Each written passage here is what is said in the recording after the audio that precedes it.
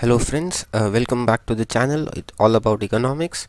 This is our first video on the actual topic. We'll start with microeconomics, and today what we will be discussing is we will be understanding what economics is all about. We will understand what is microeconomics, what economics basically deals with, and stuff like that.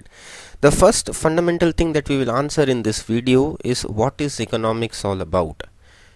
Economics is all about making choices. Economics is all about operating under different constraints. Economics is all about choosing between different alternatives.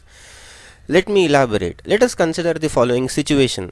It is your birthday and your mother gives you 1000 rupees as your birthday gift. You are free to spend the entire money as you like. What will you do? Say if you have certain options in front of you.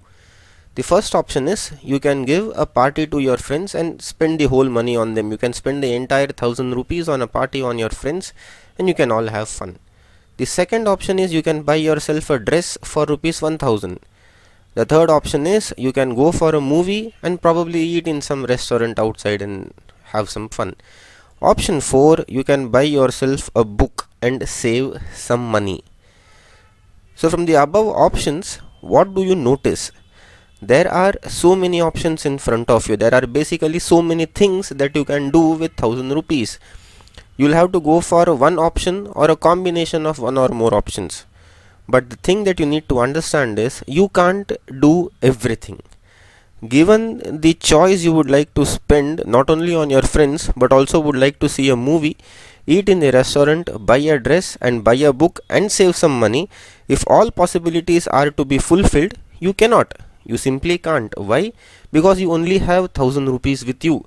That's the constraint. You only have like 1000 bucks with you. Had your mother given you rupees 2000, you might have satisfied more of your needs, more of your wants and more of your demands. Thus, you are in a dilemma. Similar dilemma is faced by every individual, every society and every country in this world. Such is life. We'll have to deal with it. Because we cannot have everything all at once, we are forever forced to make choices so that we can use our resources to satisfy only some of our wants, leaving many of the wants completely unsatisfied. This brings us to the two fundamental facts that we need to understand at this stage. Number one being human wants are unlimited. So basically human beings have unlimited wants. The second thing is the means of satisfying these wants are relatively scarce from the subject matter of economics. So the money that is required, the resources that are required to satisfy these never-ending wants are relatively scarce in nature. The term economics, if you would like to understand, has its origin in the Greek word oikonomia, which means household. Economics is thus the study of how we work together to transform scarce resources into goods and services to satisfy some of our infinite wants. It also deals with how we distribute these goods and services amongst ourselves. This definition of economics in terms of using scarce resources to satisfy human wants is correct, but at the same time this definition is incomplete.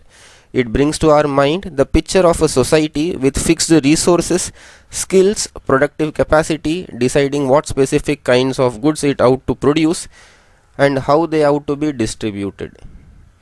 Yet two of the most important concerns of modern economy we will be dealing with them in the subsequent videos.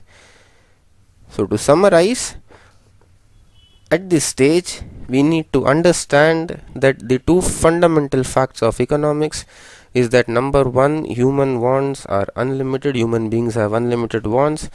The second thing is the means to satisfy these wants are relatively scarce. So which means we need to utilize these resources to fulfill our most pressing needs and wants. On one hand, the productive capacity of our economy has grown tremendously because our manufacturing sector has grown. The economy is growing for last so many decades. Population and labor force have increased. We have skilled labor available with us. Newer sources of raw materials have been discovered. Better plant, equipments, machinery have been made available in farms, factories and mines. Not only has the quantity of available productive resources increased, their quality has also greatly improved. Education is improving, new skills are acquired by people on a daily basis, and these things have raised the productivity of the labor force, and it has led to the discovery of completely new kind of natural resources as well. On the other hand, the resulting growth in production and income has not been smooth.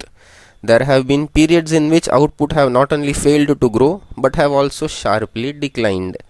During such periods, factories remain idle, workers remain unemployed, and so on and so forth. So, in conclusion, economics concerns itself not just with how a nation allocates various uses of its scarce resources, it also deals with the process by which the productive capacity of these resources can be increased, and with the factors in the past have led to sharp fluctuations in the rate of utilization of resources.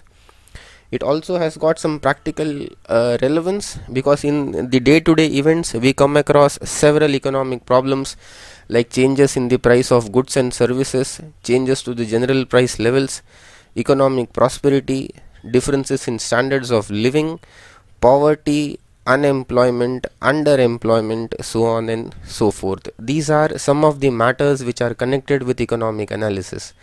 The study of economics will help in analyzing the possible causes contributing to these factors, and also might suggest alternatives and solutions which could be adopted for tackling these problems. Thank you. I hope you would have learned something from the video. If you have any queries, you are free to write your in the comment section below, and like we will be discussing as well those topics as well. In the next video we shall discuss economics as an art and economics as a science. Thank you for watching this video. Hope you like, share and comment, and also subscribe to the channel if you haven't. Press the bell icon so that any new video that has been uploaded you will be notified instantly. Thank you and happy learning.